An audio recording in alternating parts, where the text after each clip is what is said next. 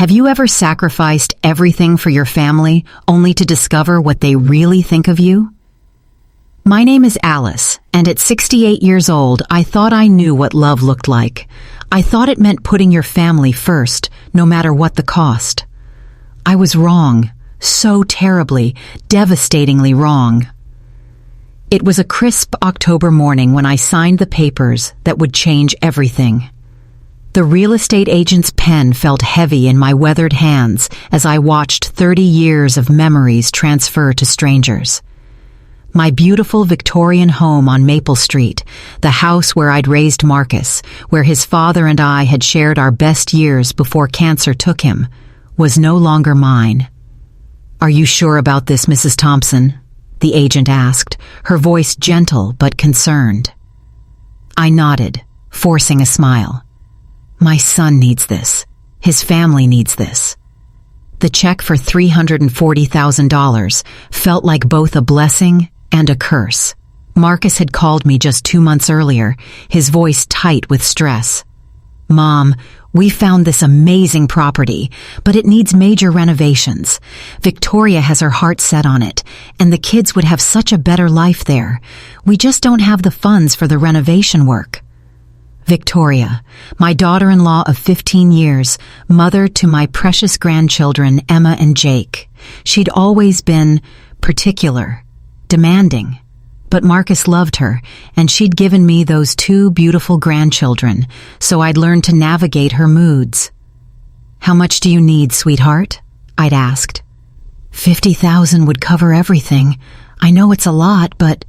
"Consider it done." The joy in his voice made every penny worth it. Or so I thought. 2 weeks later, I stood in their new basement granny suite, surrounded by boxes containing my entire life. The space was adequate. A small bedroom, a tiny kitchenette, and a bathroom that smelled faintly of mildew. Victoria had called it cozy wit. That practiced smile of hers. "This is perfect, Alice," she'd said, not quite meeting my eyes. "You'll have complete privacy down here, and we'll hardly disturb you at all." Hardly disturb me. The word should have been a warning. But I was so excited to be close to Emma and Jake. 12-year-old Emma with her father's kind eyes, and 8-year-old Jake with his infectious giggle. They were my world. I imagined helping with homework, baking cookies together, being the grandmother I'd always dreamed of being. The first few weeks weren't terrible. Victoria was polite enough, though she seemed to flinch whenever I emerged from the basement. Marcus was working longer hours at his architectural firm, stressed about the new mortgage and renovation costs. The kids were adjusting to their new school. I told myself Victoria's coldness was just stress. Moving is hard on everyone, especially with 2 children to manage. When she started speaking to me in that tone, the one you'd use with a slow child, I made excuses. When she began forgetting to invite me to family dinners, leaving me to eat alone in my basement while their laughter echoed above, I told myself she needed time. But then came that night, that horrible, soul-crushing night that shattered every illusion I'd been desperately clinging to. I'd gone upstairs around 10 p.m. to get a glass of warm milk, hoping it might help me sleep. The house was dark except for the glow of Victoria's phone in the living room. She was pacing, speaking in hushed, angry tones.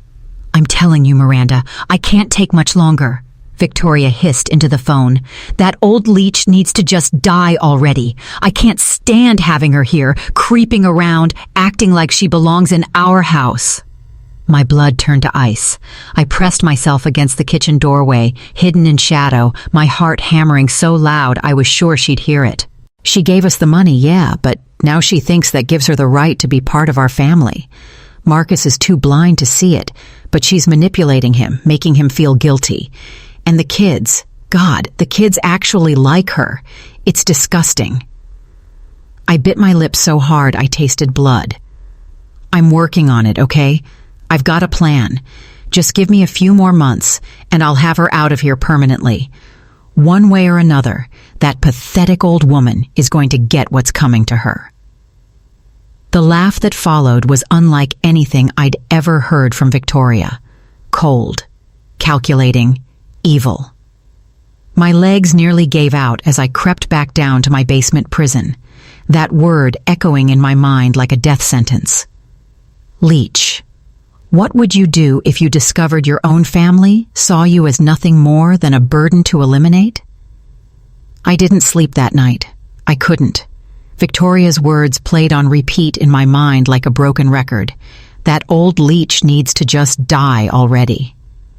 As dawn crept through my tiny basement window, the full weight of my situation crashed over me like a tsunami. I wasn't a beloved grandmother living with family. I was a target. Over the next few days, I forced myself to really look at my life here. How had I been so blind? The signs were everywhere, glaring at me with cruel clarity. Family dinners that happened without me. "Oh, Alice, we didn't want to wake you," Victoria would say the next morning, her voice dripping with fake concern. "You seemed so tired." Emma and Jake, who used to race to hug me when I visited, now barely acknowledged my presence. When I tried to engage them in conversation, they'd glance nervously at their mother before making excuses to leave.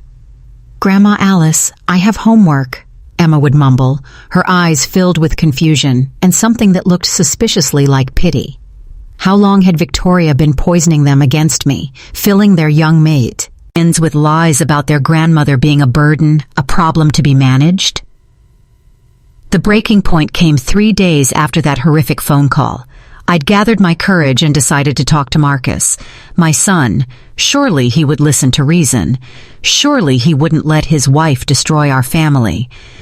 I found him in his home office, stress lines etched deep around his eyes as he stared at renovation quotes on his computer. "Marcus, honey, we need to talk." He didn't look up. "Mom, I'm really busy. The contractor is gouging us on the kitchen renovation, and this is about Victoria." That got his attention. His head snapped up, and I saw something flicker across his face. Annoyance? Fear? What about Victoria? I took a deep breath, my hands trembling. "Son, I think there's been a misunderstanding. She seems to think I'm interfering somehow. I heard her on the phone and—" "You were eavesdropping on my wife?" His voice was sharp, accusatory. "No, I was just getting some milk and I happened to hear what exactly?" I swallowed hard. "She called me a leech, Marcus. She said she wanted me to die." The silence stretched between us like a chasm. When Marcus finally spoke, his voice was cold in a way I'd never heard before. "Mom, you're imagining things." "I'm not imagining anything," she said. "Victoria told me this might happen." He stood up, towering over me, and I barely recognized the man I'd raised. "She said you might start making up stories, trying to cause problems between us." My heart shattered. "Marcus, please. I'm your mother. Why would I lie about something like this?" "I don't know, Mom. Maybe because you're having trouble adjusting. Maybe because you're struggling more than you want to admit." Before I could respond, Victoria appeared in the doorway like a predator sensing weakness. Her smile was all sympathy and concern, but her eyes were ice cold. "Alice, honey, is everything okay?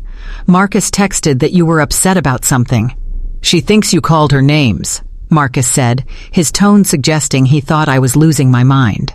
Victoria's face crumpled into perfect practiced devastation. "Oh, Alice, sweetheart, I would never—" She turned to Marcus, tears actually forming in her eyes. "Maybe we should talk to Dr. Peterson about this. Memory issues can manifest as paranoia sometimes." "I am not losing my mind." The words exploded out of me, but even as I said them, I could see doubt creeping into Marcus's expression. Victoria placed a gentle hand on my arm, and I flinched at her touch. "Of course not, dear, but maybe you misheard something. You know how sound carries in this old house." The gaslighting was masterful, subtle, professional. Marcus was nodding now, relief evident on his face. It was easier to believe his mother was confused than to face the truth about his wife. "Mom, why don't you go rest? We can talk about this later when you're feeling better." Dismissed. Discredited. destroyed. I stumbled back to my basement room. Victoria's satisfied smirk burned into my memory. As I closed my door, I heard her whisper to Marcus, "I've been reading about early dementia symptoms. We might need to consider other living arrangements soon." I sat on my narrow bed, surrounded by the remnants of my life, and let the tears fall. But as I cried, something else began to grow inside me. Something Victoria hadn't counted on. Anger. I wiped my eyes and looked around my prison with new clarity. Victoria thought she was dealing with a helpless old woman. She thought I was broken, defeated, ready to be discarded. She was about to learn just how wrong she was. That's when I noticed it.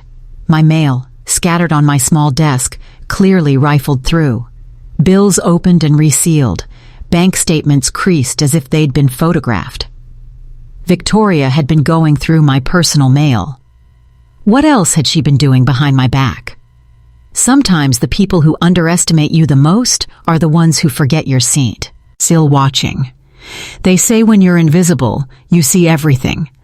Over the next 2 weeks, I became a ghost in my own son's house, moving quietly, observing carefully, and documenting every single lie Victoria had built our family on. The first shock came when I saw how they were actually spending my $50,000. I'd expected to see contractors, renovation materials, maybe some construction dust. Instead, I watched Victoria return from shopping trips loaded down with designer handbags, expensive jewelry, and clothes that cost more than my monthly Social Security check. "The renovations are on hold," she told Marcus one evening as I listened from the basement stairs. "The contractor had a family emergency, but don't worry, the money is safe in our renovation account." Safe, right. That same renovation money paid for Victoria's weekly spa appointments, her new BMW's lease payment, and a series of expensive dinners with her friends. Friends she told laughing stories to about Marcus's crazy mother living in our basement. I started keeping a notebook, writing down every purchase, every lie, every cruel comment I overheard. My handwriting might be shakier than it used to be, but my mind was sharp as ever. The way Victoria treated me had shifted from cold politeness to outright contempt. She'd bark orders at me like I was hired help. "Alice, the kids need watching tonight. We're going to the Hendersons' dinner party." Not a request, not even a "would you mind," just an assumption that I was there for her convenience. While babysitting Emma and Jake, the only bright spots in my nightmare, I began to see how thoroughly Victoria had poisoned their young minds against me. "Grandma Alice," Jake asked one evening as I helped him with his math homework, "why do you live in the basement?" "Well, sweetie, your mom and dad thought it would be nice for me to have my own space." Emma looked up from her book, her 12-year-old face serious beyond her years. "Mom says you don't have anywhere else to go. She says that's why Daddy has to take care of you." The casual cruelty of it took my breath away. Victoria had convinced my own grandchildren that I was a charity case, a burden their father had to bear. "Is that what you think?" I asked gently. Jake shrugged, but Emma looked uncomfortable. "I don't know. You seem pretty normal to me, but Mom says sometimes older people get confused and need extra help." Confused. There was that word again, Victoria's favorite weapon. But it was what I overheard during one of Victoria's phone calls with her friend Miranda that truly opened my eyes to the scope of her manipulation. The old bat actually had the nerve to accuse me of wanting her dead. Victoria laughed, her voice carrying clearly through the heating vents. "Can you believe it? I mean, I do, but I'm not stupid enough to say it where she can hear me." My blood ran cold. Marcus totally bought the dementia angle. Men are so easy. Tell them what they want to believe, and they'll ignore all the evidence in front of their faces. A few more episodes like that, and I'll have grounds to have her declared incompetent. Incompetent. The pieces of her plan were becoming clear. "Then what?" Miranda asked. "Then I get power of attorney, and we can access whatever money she has left. Plus, there are some really nice assisted living facilities that would be perfect for someone with her declining mental state. They laughed together, two predators planning their next kill. But Victoria's biggest mistake was underestimating exactly how much this confused old woman could still accomplish when properly motivated. The next morning, I made my first real move.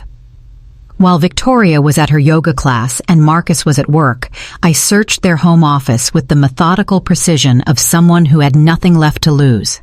What I found in Victoria's locked desk drawer, the one she thought I didn't know about, made my hands shake with rage.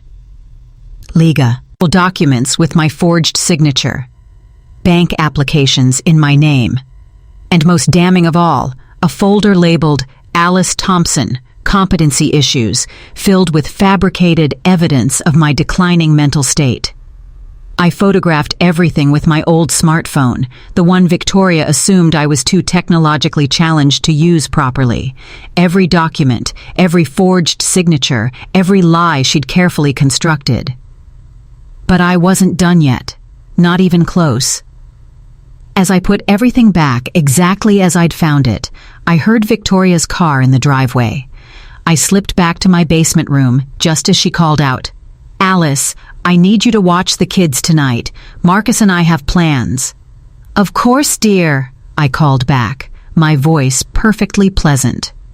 She had no idea that the helpless old woman she'd been tormenting had just become the most dangerous person in her life. How far would someone go to steal everything you have? The legal documents I'd found were just the tip of the iceberg. Over the next week, I discovered that Victoria's plan wasn't just cruel, it was criminal. She'd been forging my signature for months, trying to transfer my remaining assets into accounts she could access. My pension, my late husband's life insurance policy, even the small investment account I'd been saving for emergencies, Victoria had been systematically working to steal it all. But the most chilling discovery came when I found the correspondence between Victoria and a lawyer named Richard Blackwood.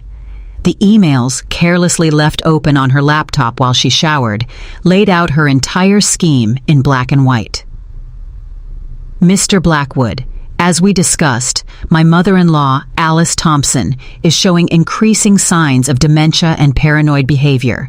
She's been making wild accusations against family members and seems unable to manage her financial affairs safely. I believe it's time to pursue guardianship proceedings. As her primary caregiver, I'm prepared to take on the responsibility of managing her assets and ensuring she receives appropriate care. The incidents I've documented should provide sufficient evidence of her declining mental capacity. Please advise on next steps. Victoria Thompson, guardianship. The word hit me like a physical blow. If Victoria succeeded in having me declared mentally incompetent, she'd have complete control over my life and my money. She could have me committed to any facility she chose, and there would be nothing I could do to stop her. I scrolled through more emails, my horror growing with each revelation. Blackwood had already begun the preliminary paperwork. Victoria had scheduled a psychological evaluation for me, without my knowledge or consent, claiming it was a routine medical checkup. The psychologist, Dr. Sharon Winters, was apparently known for her willingness to find mental incompetence in elderly patients whose families requested her services. The evaluation was scheduled for next Tuesday. In 5 days, Victoria planned to have me declared mentally unfit. But she'd made one crucial error. She'd underestimated her target. I might be 68, but I'd spent 40 years as a high school English teacher. I knew how to research, how to plan, and how to execute a strategy. More importantly, I knew how to recognize a villain when I saw one. That evening, while pretending to watch television in my basement room, I made my first real move in what had become a war for my freedom. I called Patricia Hendricks, my old friend from the teachers' union. Patricia had retired 5 years ago after a successful career as both an educator and, in her later years, a family law attorney. "Alice, how wonderful to hear from you. How are you settling in with Marcus and Victoria?" The concern in her voice almost made me cry, but I held it together. "Patricia, I need your help. Professional help." I told her everything. The forged documents, the guardianship proceedings, Victoria's plan to have me committed. Patricia listened without interruption, her lawyer brain processing every detail. "Alice, what you're describing is elder abuse, financial fraud, possibly criminal conspiracy." Her voice was hard now, all business. "Do you have evidence?" "Photos of everything, and there's more." "Don't say another word over the phone. Can you meet me tomorrow?" "I don't know. Victoria watches me pretty closely now." "Then we'll come to you. My nephew Danny works for the DA's office. This is exactly the kind of case they love to prosecute." For the first time in weeks, I felt hope flickering in my chest. But Victoria wasn't done with her surprises. The next morning, I overheard her on the phone with Dr. Winters, confirming my appointment. "Tuesday at 10 a.m. Yes, she'll be there. Her son will bring her. She shouldn't be driving anymore in her condition." My condition. The lies rolled off her tongue so easily. "What should I tell her about the nature of the visit?" Victoria asked.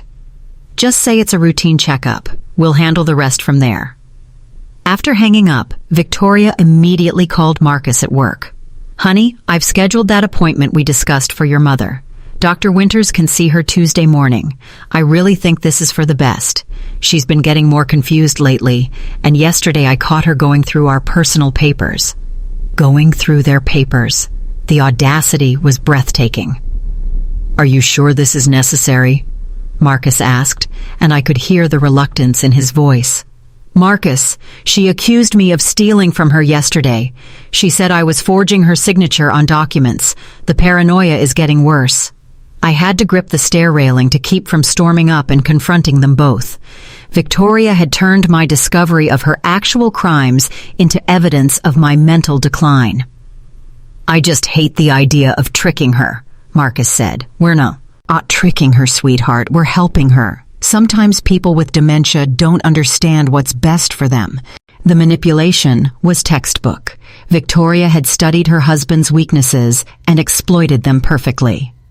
That afternoon, while Victoria was at another of her endless shopping trips, I made my second crucial phone call.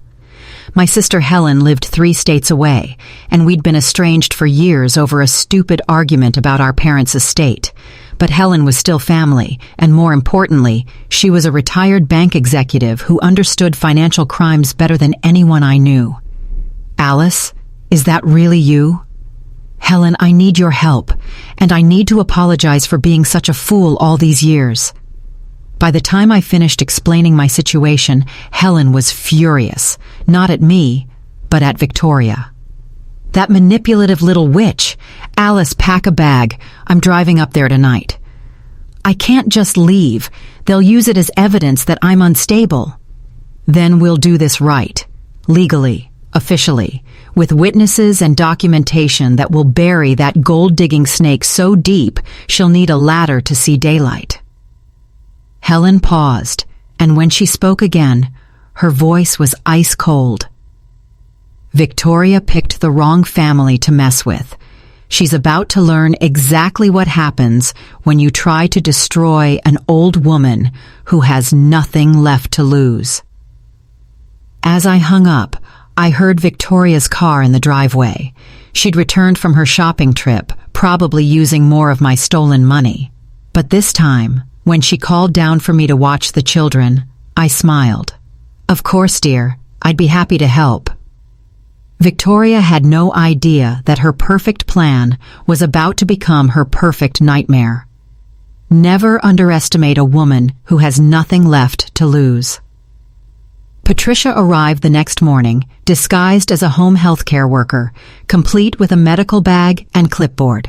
Victoria barely glanced at her when she answered the door. "I'm here for Alice Thompson's consultation," Patricia said in a professional tone. "Oh, right. Marcus mentioned something about that. She's downstairs." Victoria waved dismissively toward the basement. "Good luck with her. She's been having some difficult days lately." If Patricia felt any shock at seeing how I was living, she didn't show it.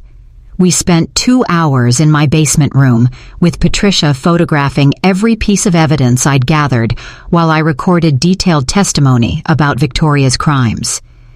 "Alice, this is ironclad," Patricia whispered as she reviewed the forged documents on her phone.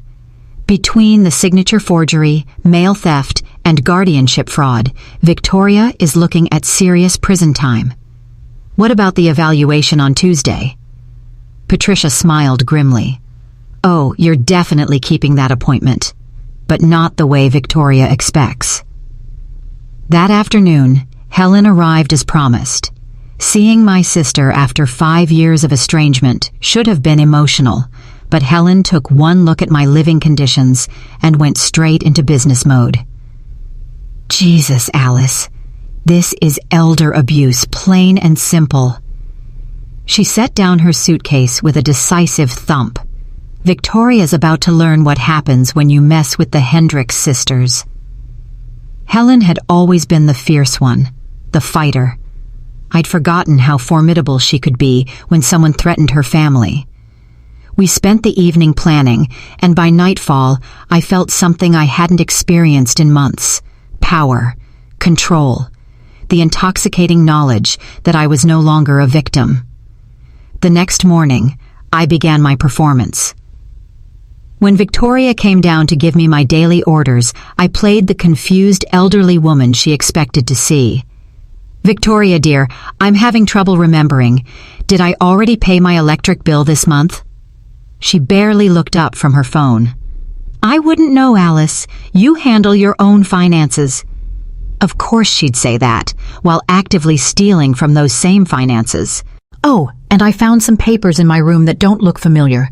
Legal-looking things with my name on them. Do you know anything about that?" Victoria's head snapped up, her eyes sharp with sudden attention. "What kind of papers?" I made my expression vacant and confused. "I'm not sure. Something about guardianship? Is that a word?" The relief on Victoria's face was almost comical. She thought I'd found the documents by accident and was too confused to understand what they meant. "Don't worry about any papers, Alice. If they're important, Marcus or I will handle them."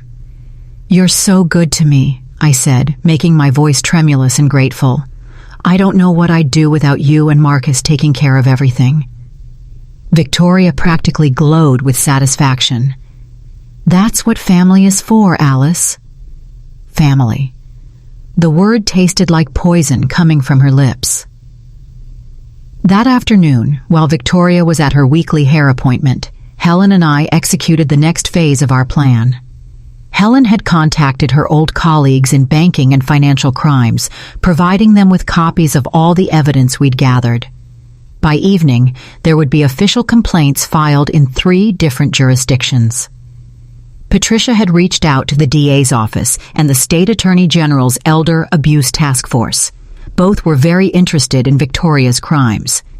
But the most satisfying call was the one I made to Dr. Sharon Winter's office. "This is Alice Thompson.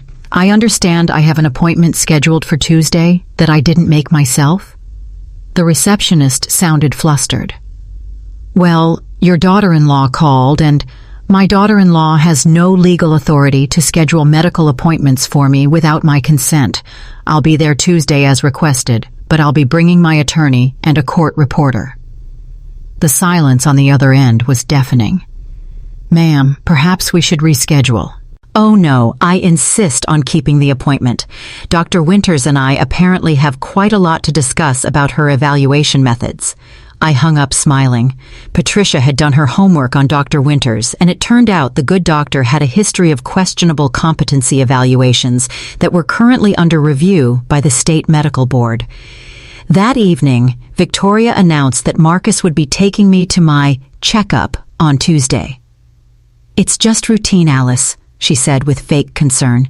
"Dr. Winters is very thorough. She'll probably ask you lots of questions about your memory and how you're feeling." "That's nice, dear. I do enjoy talking to new people." Victoria's smile was predatory. "I'm sure you do." What she didn't know was that by Tuesday morning, half the law enforcement agencies in the state would be very interested in talking to Victoria Thompson. Sunday evening, as I sat in my basement room listening to Victoria and Marcus laugh over dinner upstairs, a dinner I hadn't been invited to naturally, I allowed myself a moment of satisfaction. Victoria thought she was 3 days away from total victory. She thought she was about to gain control of my life and my assets while getting rid of the burden of my presence. Instead, she was 3 days away from losing everything. I opened my notebook and wrote down one final entry. Tuesday, 10 a.m., the day Victoria Thompson learns that some old women bite back. Above me, Victoria's laughter echoed through the house. She had no idea it would be the last time she'd have anything to laugh about. Justice isn't always served in courtrooms. Sometimes it's served by grandmothers with nothing to lose. Monday morning, Victoria made her fatal error. I was in my basement room when I heard her on the phone with someone called Derek. The conversation drifted down through the heating vents, and what I heard made my blood boil with a new kind of rage. "Baby, I can't wait until this is all over," Victoria purred into the phone. "After Tuesday, the old bat will be out of the picture, and we can finally be together properly." Derek, her personal trainer, the man I'd seen her texting constantly, the one she claimed was helping her stay in shape for Marcus. "Are you sure your husband won't suspect anything?" Derek's voice was faint but audible through her speaker. "Marcus is an idiot. He believes whatever I tell him. Besides, once I have control of his mother's money, we'll have enough to disappear together if we need to."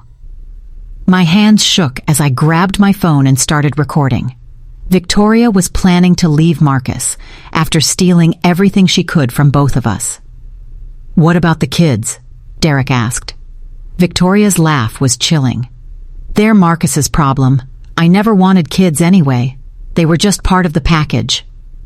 Emma and Jake, my beautiful grandchildren, dismissed like unwanted baggage by the woman they called mother. I recorded everything, including Victoria's detailed plans for transferring my assets once she gained guardianship. She and Derek had already picked out a house in another state, already planned their new life together using money stolen from her husband's family. But Victoria wasn't done with her confessions. The best part is, I've been skimming money from Marcus's business accounts for months. He's so stressed about the renovation costs, he hasn't noticed the discrepancies. By the time anyone figures it out, we'll be long gone. She was stealing from Marcus too. My son, who worked himself to exhaustion trying to provide for his family, had no idea his wife was systematically robbing him blind. That afternoon, I made my final preparations. First, I called Patricia with the new information about Victoria's affair and her plans to flee with Derek. "Alice, this is perfect. It gives us motive for the financial crimes and shows premeditation. Victoria just handed us the case." Next, I contacted Helen, who had been working with banking investigators to trace all of Victoria's fraudulent transactions. "We've got her, Alice. The evidence is overwhelming. The DA is ready to move as soon as you give the signal." Finally, I did something that would have seemed impossible just weeks ago. I called Marcus directly. "Mom, is everything okay? You sound strange." "Marcus, I need you to listen to me very carefully. Don't react. Don't let Victoria know we're talking. But I need you to check your business accounts immediately." "What? Why?" "Just do it, son. Please. And when you find what I think you're going to find, remember that I love you, and I'm trying to save our family." I hung up before he could respond. That evening, Victoria was practically vibrating with excitement about her victory tomorrow. She'd spent the day shopping, again, and returned home with enough designer bags to stock a boutique. "I found the most amazing dress for the Hendersons' anniversary party next weekend," she told Marcus over dinner. I listened from my basement prison, recording every word. It was expensive, but we can afford to celebrate a little, right? Celebrate. with stolen money, while planning to destroy the family that had given her everything. "Victoria, I need to ask you something," Marcus said, and I heard something different in his voice. Suspicion? Fear? "What's that, honey?"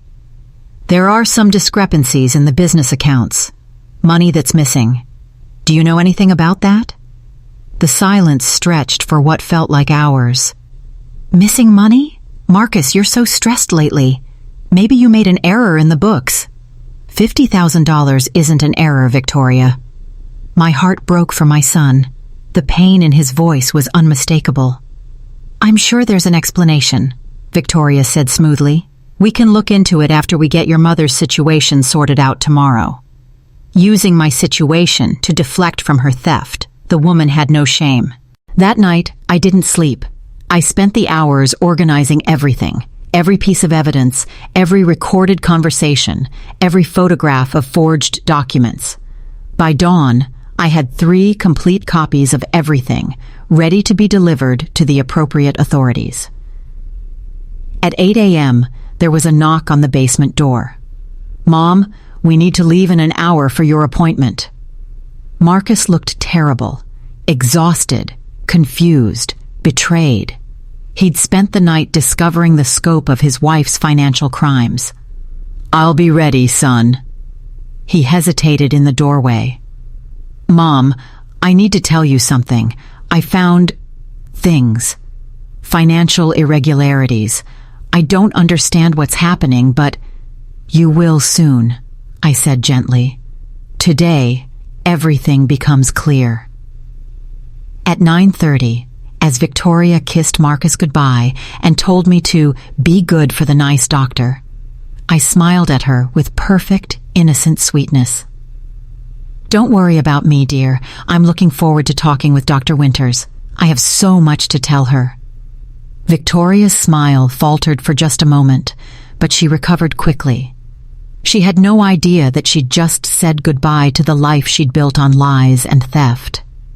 As Marcus and I drove toward what Victoria thought would be my destruction, I felt something I hadn't experienced in months. Peace. The war was almost over, and I was about to win. What happens when all your lies catch up to you at once? Dr. Winters' office was exactly what I'd expected. Sterile, intimidating, designed to make elderly patients feel small and confused.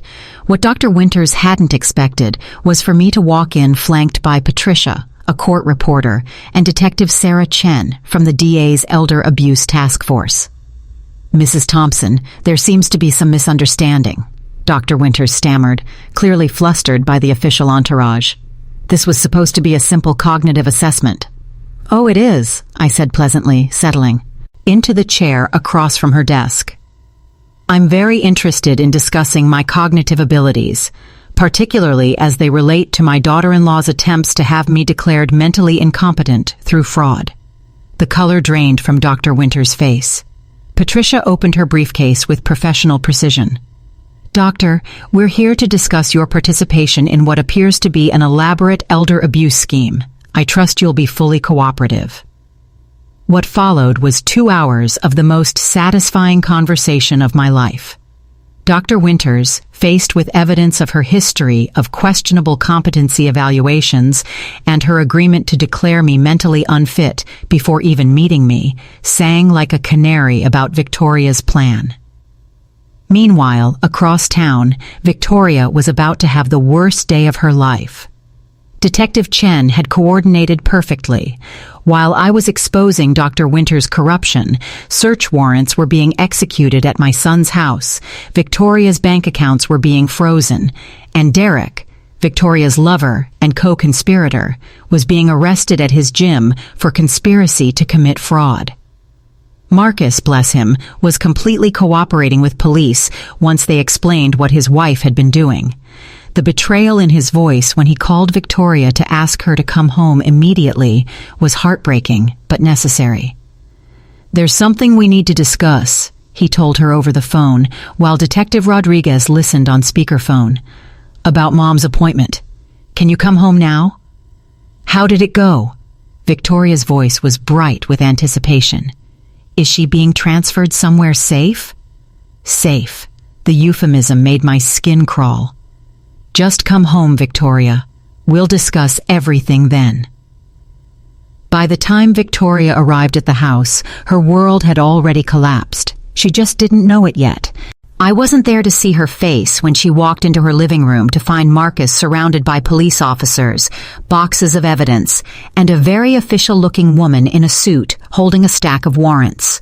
But Marcus told me about it later, and Patricia's private investigator had been recording from across the street. Victoria Thompson? Detective Rodriguez had said, "You're under arrest for elder abuse, financial fraud, identity theft, and conspiracy to commit guardianship fraud." What? This is insane. Marcus, tell them. I can't, Marcus said quietly, because I've seen the evidence, Victoria. All of it.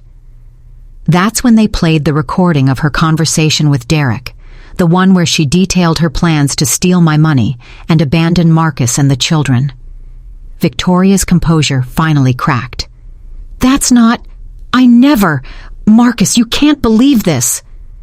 I believe my own business record showing $50,000 missing. I believe the forged signatures on documents transferring my mother's assets. I believe my own eyes seeing the evidence you left scattered around like breadcrumbs. Marcus's voice broke on the last words, and I wasn't there, but I cried for him anyway. The old bitch set me up, Victoria screamed as the handcuffs clicked into place. She's not as helpless as she pretends. She planned this whole thing. Detective Rodriguez smiled grimly. Ma'am, being outsmarted by a 68-year-old woman you tried to frame for dementia isn't a legal defense. But Victoria wasn't finished destroying herself. As they walked her toward the police car, she turned back to Marcus with pure venom in her voice. You pathetic fool! Did you really think someone like me would stay married to a boring architect forever? Derek and I have been planning this for months. I never loved you. I just needed access to your family's money. The neighbors had come out to watch. By then, Victoria's final public meltdown was witnessed by everyone on the street, ensuring that her humiliation was complete and permanent. That evening, I sat in Patricia's living room, finally safe, finally free, watching the news report about Victoria's arrest on charges that could put her away for 10 to 15 years. Marcus arrived around 8 p.m., looking older than I'd ever seen him, but with something like relief in his eyes. Mom, I'm so sorry. I should have listened to you. I should have protected you. You were protecting your family, I said gently. You couldn't have known what she was really like. The kids are asking questions. Emma especially. She says she always thought Victoria was mean to you, but she was afraid to say anything. My heart ached for my grandchildren, who would now have to process the truth about their mother. We'll help them understand, I promised. Children are resilient, Marcus. They'll be okay. What about Derek? Marcus asked. Patricia looked up from her laptop. Arrested this afternoon. Turns out he's got priors for financial fraud. Victoria really knew how to pick them. The final twist came the next morning when Detective Chen called with an update that made us all laugh despite everything. Mrs. Thompson, you'll appreciate this, she said. When we searched Derek's apartment, we found evidence that he was planning to double-cross Victoria too. He had a whole other identity prepared and was going to disappear with her money once she transferred your assets. Victoria, the master manipulator, had been played by someone even more ruthless than herself. There's more, Detective Chen continued. Victoria's been trying to make deals since yesterday, offering to testify against Derek in exchange for a reduced sentence. She has no idea he was planning to betray her too. Justice, it seemed, had a sense of irony. But there was one more surprise coming, one that would be the final nail in Victoria's coffin. Sometimes the best revenge is simply letting someone destroy themselves. 3 days after Victoria's arrest, as I sat in my temporary room at Patricia's house, I received a phone call that made me smile for the first time in months. Mrs. Thompson, this is James Mitchell from First National Bank. I'm calling about the check you wrote to Marcus and Victoria Thompson for $50,000. Yes? Well, there's been some confusion. The check was returned for insufficient funds, but there's a notation here that it was intentionally written that way. I started laughing. Actually laughing, for the first time since this nightmare began. Mr. Mitchell, that's correct. The check was never meant to be cashed. It was what you might call a test. You see, I hadn't told anyone the complete truth about the $50,000. Not Patricia, not Helen, not even Marcus. I'd been planning for Victoria's betrayal longer than anyone knew. The check I'd written to Marcus for the renovations was drawn on an account I'd specifically set up for this purpose. An account that contained exactly $50, not $50,000. The bank had been instructed to hold the check for 90 days before processing it, giving me time to see what Victoria would really do with what she thought was my money. She'd failed the test spectacularly. Every designer handbag, every spa treatment, every expensive dinner she'd charged to their renovation account had been paid for with Marcus's money. Money she'd stolen from his business while believing she was spending my cash. The real $50,000 had been sitting safely in a trust fund for Emma and Jake's college education the entire time. When I called Marcus to explain, the silence on the other end of the phone lasted so long I thought he'd hung up. Mom, are you telling me that the check you gave us was worthless? Yes. I wanted to see what Victoria would do if she thought she had access to my money. So she spent months planning to steal money that didn't exist? Well, she stole plenty of real money, yours, but my assets were never in danger. Marcus started laughing then, a sound caught between relief and disbelief. You played her perfectly. I played her truthfully, son. I gave her exactly what she deserved, the rope to hang herself with. That afternoon, Detective Chen called with an update that made the victory even sweeter. Mrs. Thompson, Victoria's lawyer, tried to argue that his client was a victim of entrapment. The judge wasn't impressed. What did he say? That writing a bad check isn't entrapment when the person who receives it commits multiple felonies assuming it's good. Victoria's actions were her choice, regardless of whether your money was real or not. Victoria had doubled down on her crimes based on her own greed and assumptions. The law saw it exactly as it was. Her responsibility, her choices, her consequences. But the final piece of poetic justice came from an unexpected source. Derek, facing serious prison time and realizing that Victoria had been planning to use money that didn't exist, decided to cooperate fully with prosecutors. He handed over recordings of conversations where Victoria detailed her plans to have me committed, her theft from Marcus's business, and her intention to abandon her children. Victoria's own co-conspirator had become her biggest enemy. 2 weeks after her arrest, as Victoria sat in jail awaiting trial, I received a letter that Detective Chen had forwarded to me. Victoria's handwriting was shaky, desperate. Alice, I know you probably hate me, but I need your help. Derek has turned against me. Marcus won't talk to me, and my lawyer says I'm facing serious prison time. I made mistakes, but I never meant for things to go this far. If you could find it in your heart to forgive me and maybe help with my legal fees, I promise I'll make it up to you. I know I was wrong about some things, but families should stick together, right? Please help me. Victoria. I read the letter twice, then did something that felt absolutely perfect.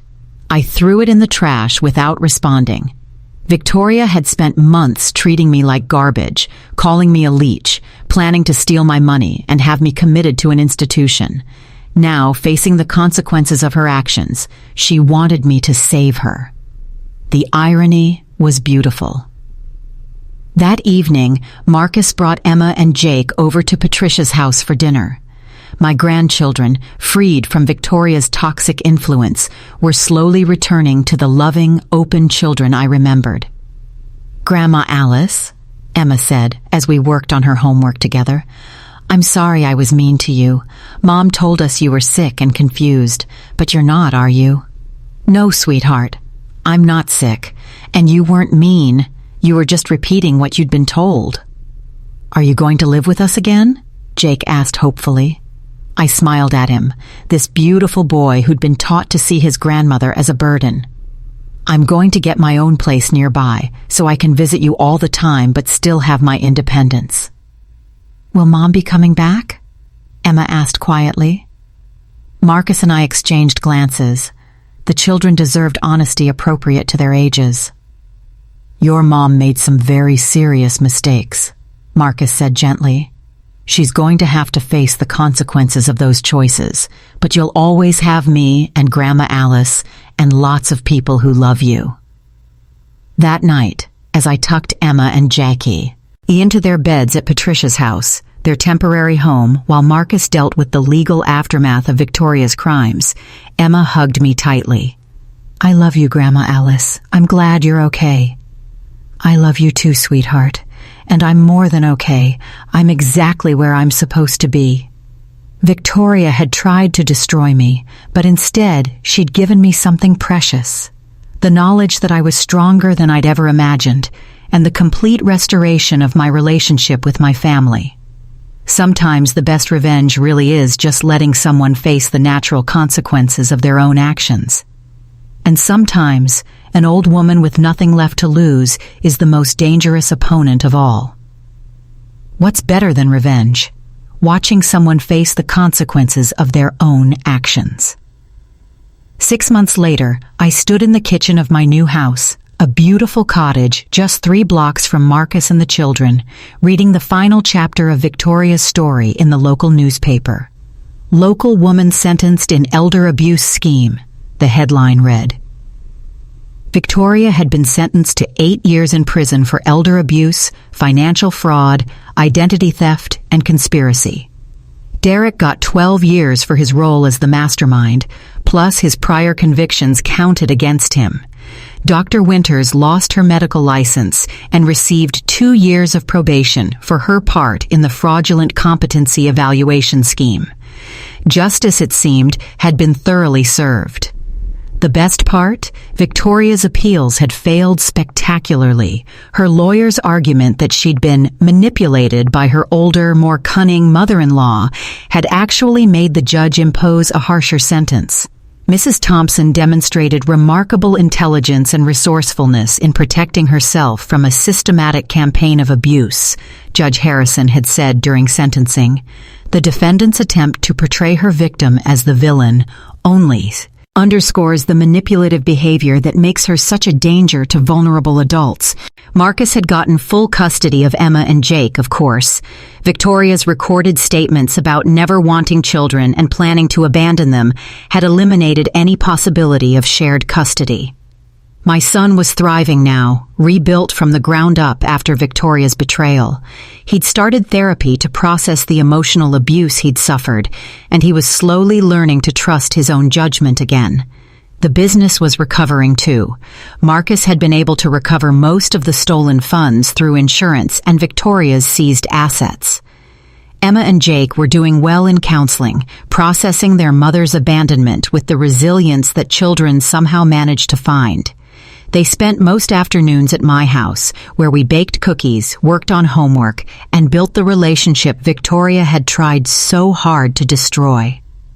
Grandma Alice, Mom sent me a letter, Emma had told me last month, holding the envelope uncertainly.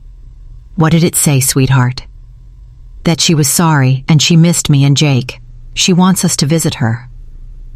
I'd taken a deep breath, choosing my words carefully. What do you want to do? I don't know. She hurt you, and she hurt Daddy, and she lied to us about everything. You don't have to make any decisions right now, I told her. When you're older, if you want to have a relationship with your mother, that will be your choice to make. Emma had nodded seriously, then thrown the letter away without reading it again. Children have excellent instincts when they're not being manipulated. Today was special, though. Today I was celebrating something even sweeter than Victoria's conviction. Patricia knocked on my door at noon, carrying a bottle of champagne and wearing the biggest smile I'd ever seen. "Alice, you're not going to believe this." "What now?" "Victoria tried to sue you for emotional distress. She claimed you deliberately entrapped her and caused her psychological damage by pretending to be a helpless old woman." I started laughing. "Please tell me you're joking." "I wish I was." Her new lawyer, apparently the only one desperate enough to take her case, argued that you violated her trust by not actually being senile. And the judge threw it out and sanctioned her attorney for filing a frivolous lawsuit. Victoria now owes you $15,000 in legal fees. We opened the champagne and toasted to the beautiful irony of Victoria having to pay me money after trying to steal everything I owned. But the best surprise came that evening, when Marcus brought the children over for our weekly family dinner. "Mom, I have something for you," he said, handing me an official-looking envelope. Inside were the deed and keys to my old house on Maple Street. The family who'd bought it had decided to relocate for work and wanted to sell it back to someone who'd really love it. "Marcus, I can't afford. It's a gift, Mom, from the kids and me. We used some of the recovered money from Victoria's accounts to buy it back. We thought maybe you'd like to come home." I cried then. Happy tears, healing tears, the kind of tears that wash away months of pain and betrayal. "Are you sure? I love my cottage here." "Keep the cottage for when you want independence," Emma interrupted. "But the big house is for family dinners and holidays and sleepovers. And for when we need someone to help us with math homework," Jake added with a grin. That night, as we sat in my cottage's living room playing board games and eating popcorn, I thought about how far we'd all come. Victoria had tried to isolate me from my family, steal my assets, and have me committed to an institution. Instead, her cruelty had brought my family closer together than ever before. She'd tried to prove I was a confused, helpless old woman. Instead, said he'd learned that this old woman was smart enough to outwit her at every turn. She'd planned to live happily ever after with her lover using stolen money. Instead, she was serving 8 years in prison while Derek served 12 in a different facility. The phone rang, interrupting my thoughts. Detective Chen's name appeared on the caller ID. "Mrs. Thompson, I thought you'd want to know. Victoria received another disciplinary action in prison today." "What for this time?" "She's been trying to convince other inmates that she's the victim of a conspiracy led by her elderly mother-in-law. Apparently, nobody believes her." Even in prison, Victoria was still trying to play the victim, but her fellow inmates had better judgment than she'd given them credit for. "Detective Chen, can I ask you something?" "Of course." "In all your years working elder abuse cases, have you ever seen anything like this?" She laughed. "Mrs. Thompson, I've seen plenty of cases where older adults were victimized by family members, but I've never seen one where the intended victim turned the tables so completely. You didn't just survive Victoria's abuse, you dismantled her entire life with surgical precision." After hanging up, I sat in my comfortable chair, surrounded by pictures of my family and mementos from my new life, and reflected on the journey that had brought me here. Victoria had called me a leech who needed to die. But leeches are parasites that drain their hosts. I'd never taken anything from anyone. I'd given everything I had to the people I loved. Victoria was the leech. She'd attached herself to Marcus and his family, slowly draining them of money, trust, and peace. She'd fed off their love and generosity until she'd grown fat with greed and arrogance. But this old woman she'd tried to destroy? I'd turned out to be something much more dangerous than a leech. I'd been a spider, sitting quietly in my web, watching and waiting until she'd entangled herself so thoroughly in her own lies that escape was impossible. And when she'd finally realized the trap she'd walked into, it was far too late. 3 years later, I received one final letter from Victoria. This time, I opened it, not out of any desire to help her, but out of curiosity about what new scheme she might be planning. Alice, I'm getting out next year. I've learned my lesson, and I'm a changed person now. I hope we can put the past behind us and rebuild our family. The children need their mother, and Marcus needs his wife. I'm ready to come home and make things right. I forgive you for what you did to me, and I hope you can forgive me too. Victoria. I read the letter once, smiled, and did exactly what felt right. I threw it in the trash and went to pick up Emma and Jake from school. Some people never learn, but that was Victoria's problem now, not mine. I had a family to love, a life to live, and grandchildren to spoil. Victoria could keep her forgiveness. I had something much better. I had my freedom, my family, and the satisfaction of knowing that justice had been served by a supposedly helpless old woman who turned out to be anything but helpless. What do you think? Have you ever had to deal with someone who underestimated you completely? Let me know in the comments. I'd love to hear your stories of turning the tables on people who thought they could take advantage of you. Because sometimes the best revenge really is just being strong enough to protect yourself and let the truth speak for itself.